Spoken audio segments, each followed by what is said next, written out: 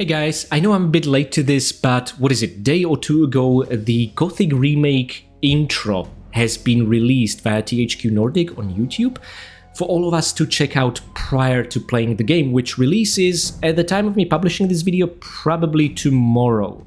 Now guys, I really wanted to be there and share my thoughts on the Gothic Remake itself. Unfortunately, the moment the game bloody releases, I'll be gone for 5 days until I come back, which is gonna be excruciating for me because the entire time I'll be thinking about playing the Gothic Remake, but what can you do?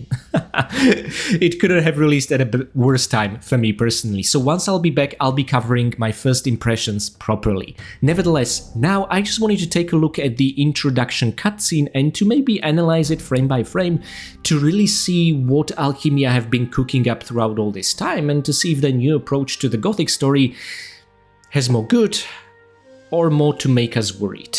Anyway, first of all, I'm gonna play the trailer for you to enjoy with English voiceovers. They released it across German, Russian, Polish and English voiceovers. You can check it out in all four, which is what I did, and I think it's a fantastic way to do this. But I'm gonna play you the English version and then we're gonna take a look at it together. The kingdom of Murtana, united by King Robar II.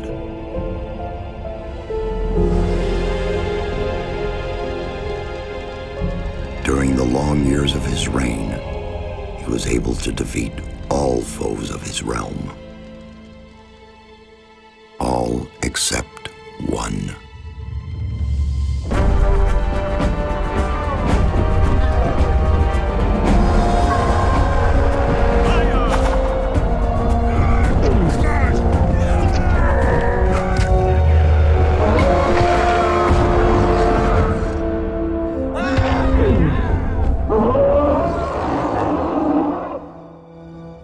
Against the orcs took its toll, and the prisoners of the realm were to pay the price. The king needed swords for his army, and every man guilty of a crime, no matter how insignificant, was forced to work in the ore mines of Corinus. To make it impossible for them to escape, the king sent out the best magicians of the kingdom to create a magic barrier around the entire valley. I was one of them. Something disturbed the delicate structure of magic. We were trapped inside our own barrier. 1 second of negligence was enough for the prisoners. Corinus was now under the control of the convicts. The king had no choice. He had to negotiate. He needed the ore. Month after month, the king supplied everything the prisoners needed. Month after month, they brought the ore to the edge of the barrier in exchange. Until the present day, another convict was brought to the cliff. He did not know, but he would change everything. In the name of King Robar II, bearer of the scepter of Verant, I sentence this convict to... Stop! Convict, I've got an offer to make you. This letter must reach the leader of the Magicians of Fire. You're wasting your time. You may choose your own reward. They'll give you anything you ask for. Very well, I'll take your letter. On one condition. Spare me the rest of his nonsense. How dare you! Keep silent. Right, send him in.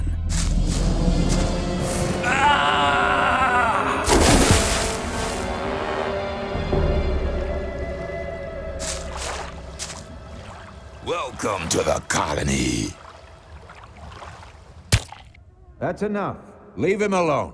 And now scram. Get up.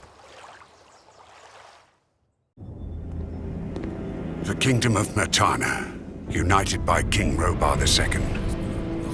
During the long years of his reign, he was able to defeat all foes of his realm. All except one. Enough! Get me the damn mage! God!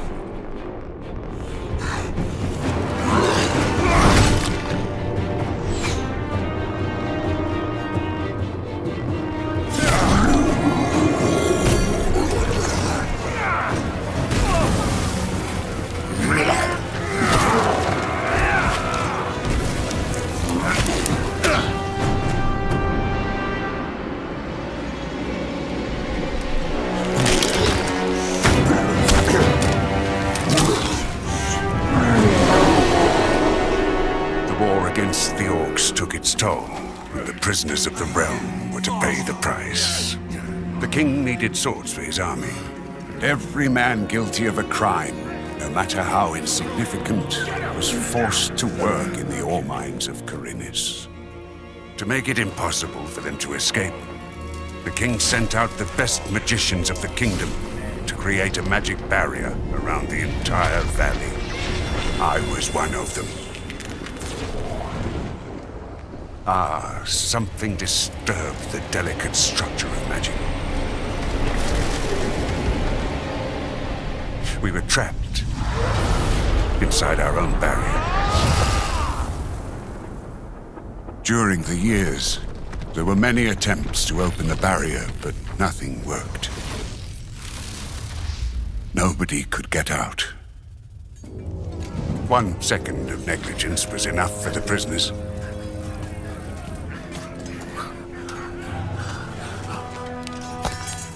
Wait a second. We don't have to... The Valley of Mines was now under the control of the convicts. We got him by the balls. He has to pay it. The king had no choice. He had to negotiate. He needed the ore. Okay guys, so I tried to balance the audio so you can hear both me and the trailer, but whenever I'll be doing the talking I'll pause, of course. So, it has a mature rating, suggestive themes, violence, strong language, blood and gore, use of drugs, use of alcohol. Let's see about that. I feel like they censored a lot in this trailer as well, probably not to cross the 17 years threshold. Okay, so the very first opening shot is of the world map from Gothic 3. Which officially is the most detailed map of the Kingdom of Myrtana we ever got, but unofficially, or honestly even officially, it's no longer particularly detailed, because it's missing a lot of other locations that have since been canonized. The first two that pop into my mind are the islands of Arkolos, or Londram, where the main hero from Arkolos Chronicles of Myrtana actually escapes from. Then there are the so-called Southern Isles, although it's questionable whether they are part of the Kingdom of Myrtana, maybe not, so okay, it's fine that they are not part of the map of the Empire. But Arkolos and Londram are, which is a huge plot point of those games because the locals don't particularly like it, and yet they're missing here. And I guess the idea here was that this is supposed to be a nice fan service or Easter egg to fans of the franchise, but it just comes across as very...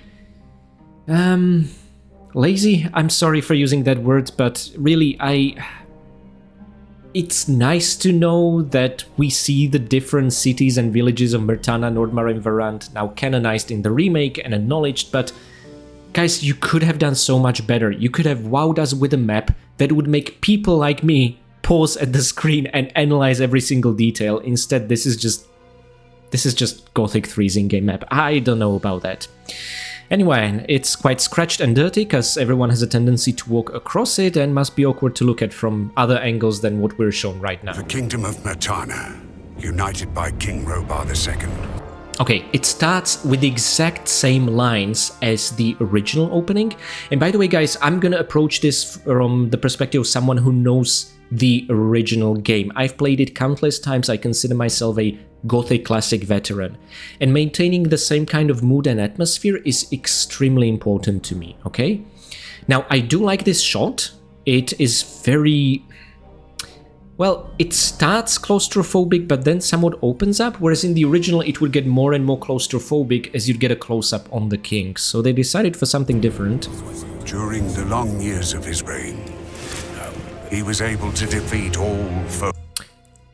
Yeah, exactly, line by line, same as the original. Now there's a different war map on that table, and that's the one I would like to get a better shot of.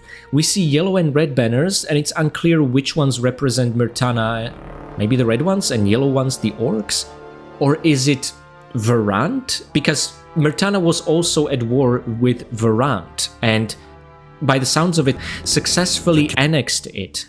And General Lee, a very key character to the entire Gothic trilogy, was one of Robar's generals who led the successful campaign against the Hashishin in the south in Verant. So, Kingdom of Murtana, united by whereas King Murtana Robar and II. Nordmar have always been kind of During tentatively peaceful allies. the So long this is years of his interesting. reign, I don't know what the map on the table refers to. Let's assume it's he about was orcs able for to now. defeat all foes of his realm. All except one. All except one. And I remember the shivers this line would send down my spine when watching the original intro, because you were wondering, who could such an adversary be? Now, Robar over here looks... they made him significantly older than in the original, and I actually think this was a good call, because they are already talking about long years of his reign. It doesn't make if he's in his 40s or something, you know? Here he looks more like approaching 60s or already having crossed the threshold of 60s. So he's been a king for a very, very long time and led many war campaigns. So this paints a picture of Robar, who is a warmonger, which I think this is the right way to go, you know? On one hand, you kind of by default want humans to defeat the orcs, but that doesn't mean the humans are the good guys either. But orcs are the invaders in this case, at least I assume it's not really clear. So anyway, you will already notice that he's deep in thought, which is like the original, but then something happens. Watch this. Enough! Get me the damn mage! God! Why? You know, there is such a thing as trying too hard. I don't know if this orcish head is the head of some important general that Robar really values they got, but it doesn't sound like it brought the results they were hoping for in the war effort. Why would the king, first of all, wear a full plate armor? Maybe he's afraid of assassination attempts, fair enough, I don't want to be nitpicky, but why would he hold an orcish head? This is very... This is so edgy that it feels like it was an intro remade by a teenage fan of the original Gothic, not a professional writer. And in general, the more we will watch of this opening, the more I'm getting the vibes of the 2019 playable teaser. And even Alchemia's official statement about that was that the playable teaser was to get a strong reaction from fans, to take all that feedback and to turn the remake into something the fans actually want. Well, the same justification will not fly here, because we're 1 or 2 days away from the release of the game, so this isn't the case. This isn't a time for collecting feedback. It's too late. This is the intro. Or, well, first half of it. I'll get to that later. There he is, John Gothic. Okay guys, very important thing, just to put things into perspective, and I think I would have liked this intro if I was approaching it as a new fan of the franchise or someone just checking it out for the first time. And given the likes to dislikes ratio on YouTube, most people seem to still like the intro, right? But I am Gothic veteran of the original. I call myself veteran because I know every dialogue, every quest, every type of playthrough mechanic. I just know the game a bit too well. Maybe I should have a long hard think about what I'm doing with my life. And the whole idea of introducing orc in the original intro was that the orcs are an unstoppable force. The first opening shot of them is literally the entire ground trembling and an orcish foot hitting it to symbolize, not even very subtly, they're gonna crush you. And the human resistance seemed frail, weak, and unprepared for the invasion. Now watch what happens in the remake introduction.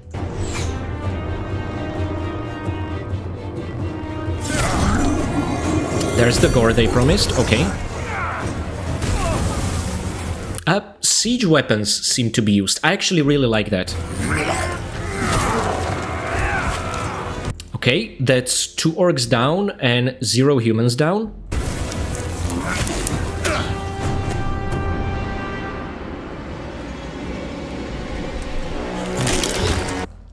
One human down, 2 orcs down.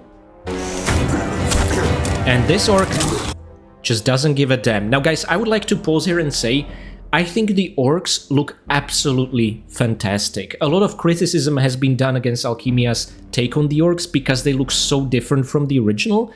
But whereas the orcs in original Gothic, they just looked incredibly primitive. The orcs here still have this barbaric visage, but they have actual, how would I put it?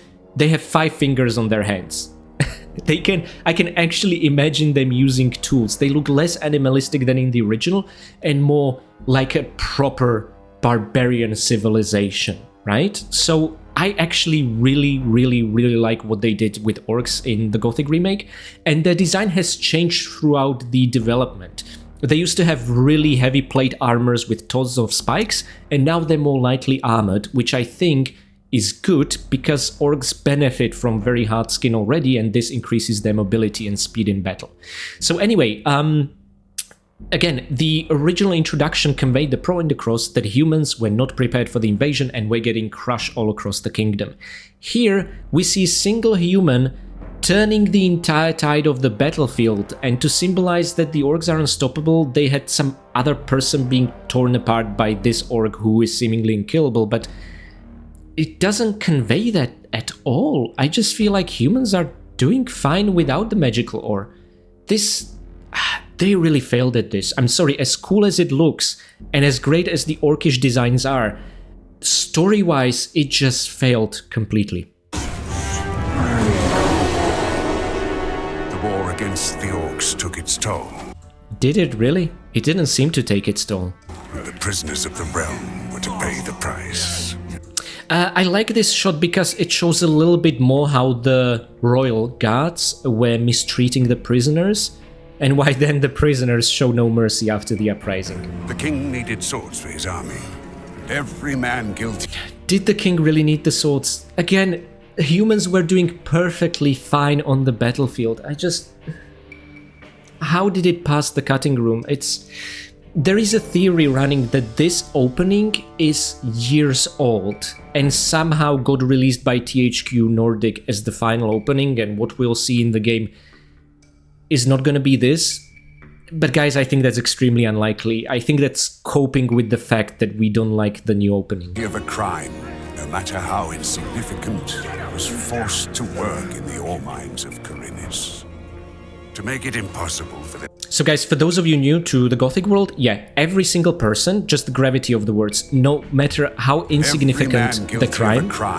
No matter how insignificant. So imagine you steal an apple, you get sentenced with a lifetime sentence of working the mines until you die of exhaustion.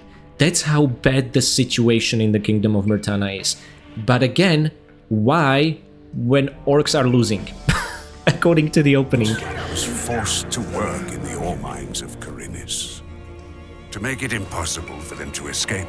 Okay guys, this is really cool. I'll be honest, I have no idea if we're looking at Zardas or Callisto, because the camera is then gonna move to another older looking guy in Fire Magician's robes. But I'm happy with the way both of them look. The king sent out the best magicians of the kingdom to create a magic barrier around. See? Different old man. Now one of these is Zardas, the other is Callisto, and I'm not really sure who is who. Both are sort of high magicians of fire within the Circle of Fire, cooperating as colleagues with other magicians in the background. What is it? Tares, Rodriguez, Darion, and I'm sure... Oh, Drago, was it? Yeah, Drago. And I'm sure I'm missing one, but anyway, Milton was not part of them yet. Around the entire valley. And this also establishes one of the biggest points of confusion, because as much as I prefer the original introduction, it wasn't perfect. It had one huge problem.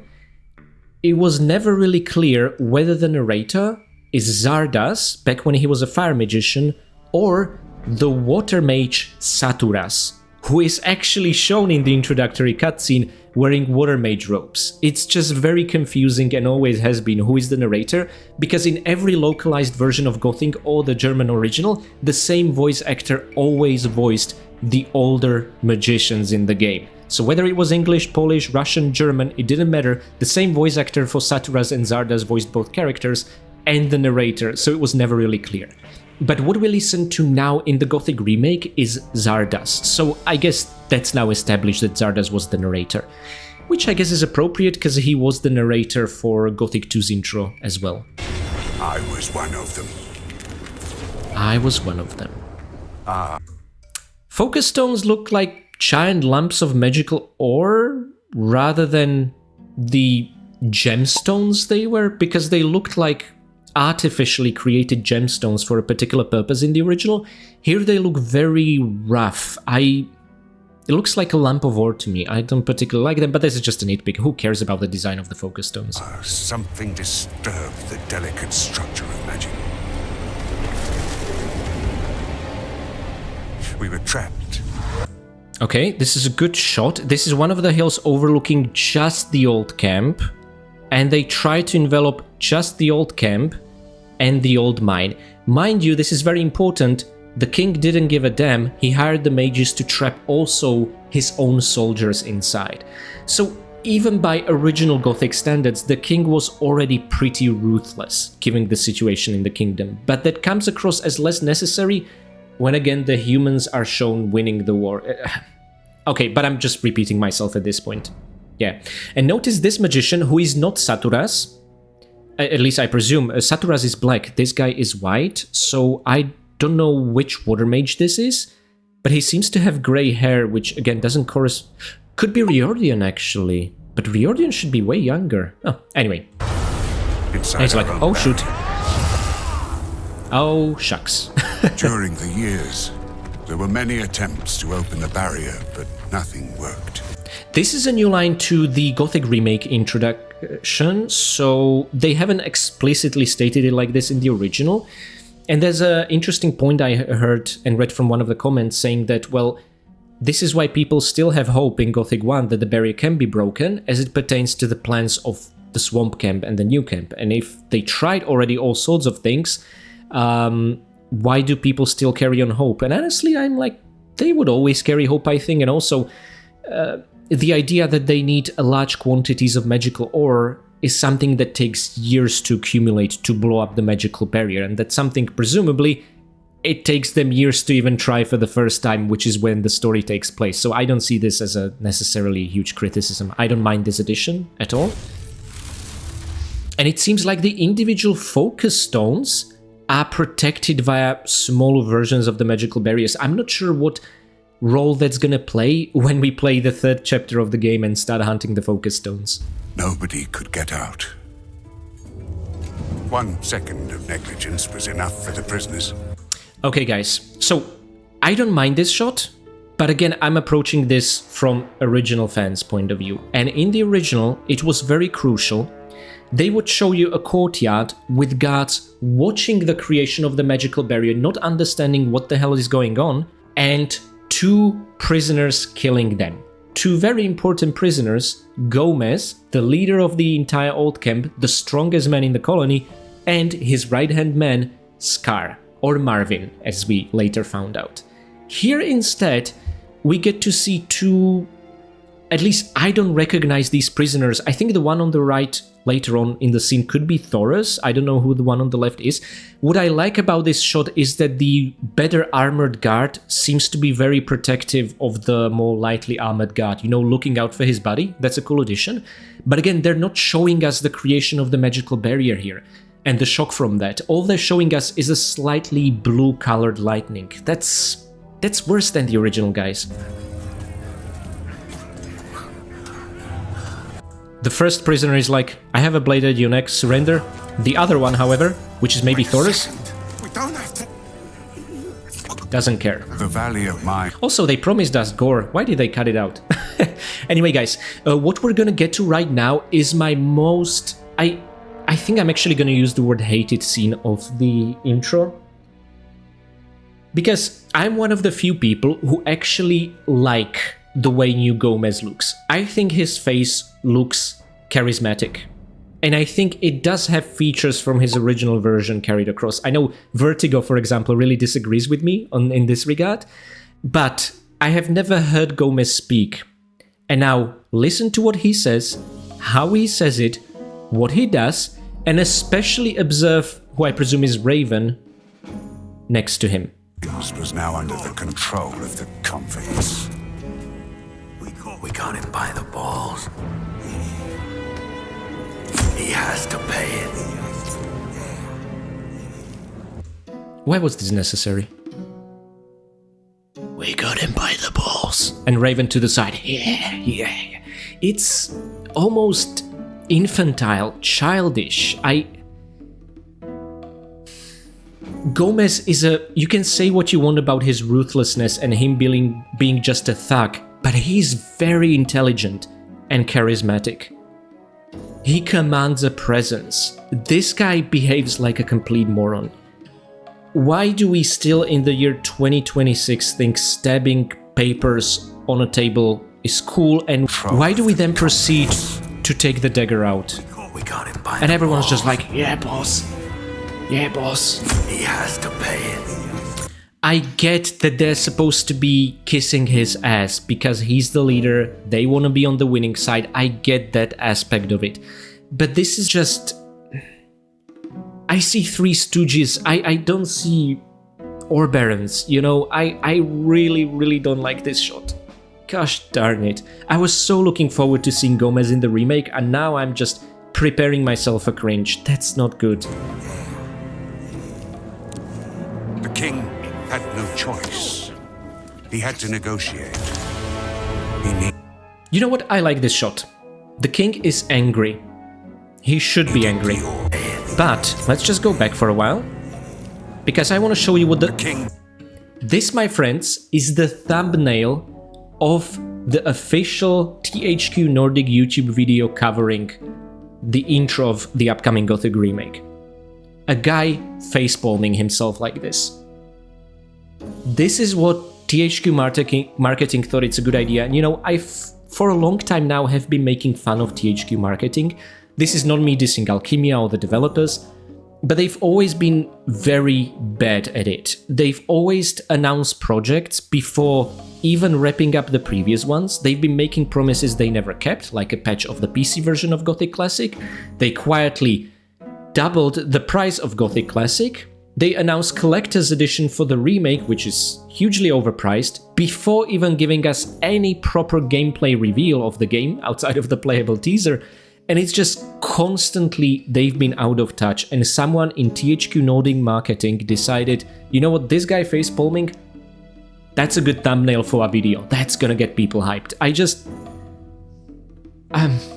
Anyway, I guess that's a bit off topic. I don't mind this scene at all, but the fact that they turned this into a thumbnail is comical and worrying. Had no choice. He had to negotiate. And guys, just in case it wasn't clear, They have him by the balls. sorry. Anyway, one thing I want to clarify, this is not the entire intro. The intro then continues, and it shows the exchange place, it shows the nameless hero, it shows the judge, it shows, I think, one of the fire mages of the monastery in Korinis, not sure if it's supposed to be Pyrokar or someone else, who gives him the letter. It then continues, so they didn't show us the entire intro. That's maybe because what we've seen now is the pre-rendered cinematic, and what we'll see in the next shot is gonna be in-game engine cinematic. We've yet to see that. Wow, this is a lot to take in, guys. One good thing I want to say about this particular shot, which isn't new by any means, it's been out for like, I think, a year and a half or something, is Lester. Look at him. He's been promoted to a Templar. He's no longer a novice. That's something I missed before. So anyway, guys, that's my brief analysis. Well, depending how you look at it, it's been half an hour, right? For a 2.5 minute long introductory opening. But I usually go into way more detail, but I'm under very huge time pressure right now. But I just wanted to really share my thoughts. Since I'm gonna be 5 or 6 days late to covering the Gothic Remake on its release, I at least wanted to share my thoughts about the opening, and I'm really sorry to say they are mostly negative. I don't necessarily mind the visual changes they did. I actually really appreciate a lot of them. I like the way Callisto and Zardoz looked in those Fire Magician's robes. I love the orcish design. But King Robar himself was supposed to be someone who, even when the capital of Myrtana Vanguard was besieged by orcs in the opening of Gothic 3, always kept level, cool head. He sighed heavily, he knew the burden upon him, he knew the war is probably lost, but he never ever gave up. Here, he loses his cool constantly. I don't see this as a more interesting take on the character. Anyway, I think I've said all I wanted to say. I really tried to look for the positives. Honestly, before seeing this introductory cutscene, I was really hyped because of the fantastic combat and gameplay showcase from the final. I think it was Developer Diary number 6, and they seem to have the gameplay down, but the introduction, it has me worried for the writing of the game.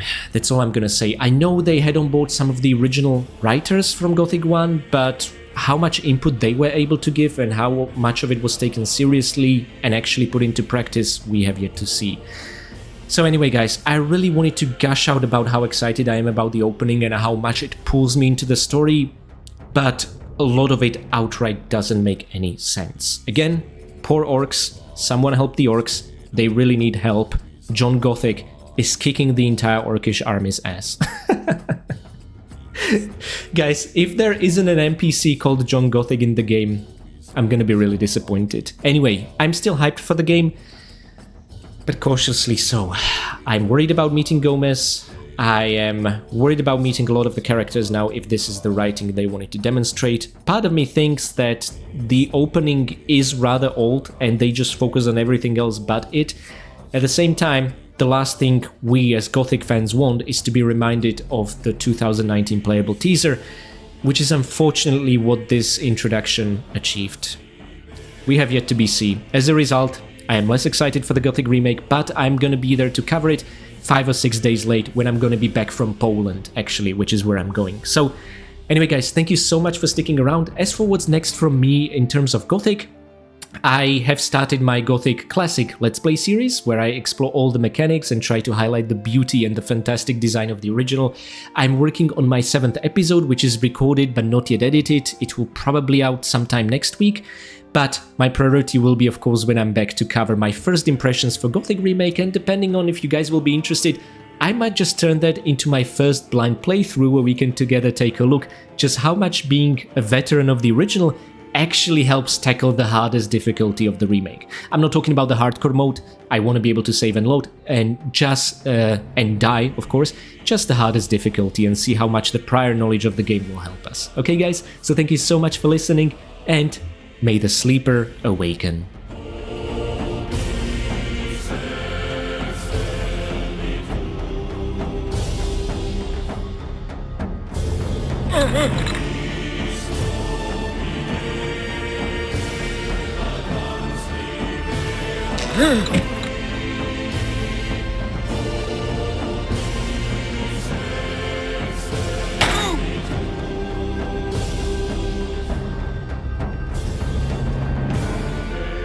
Ooh.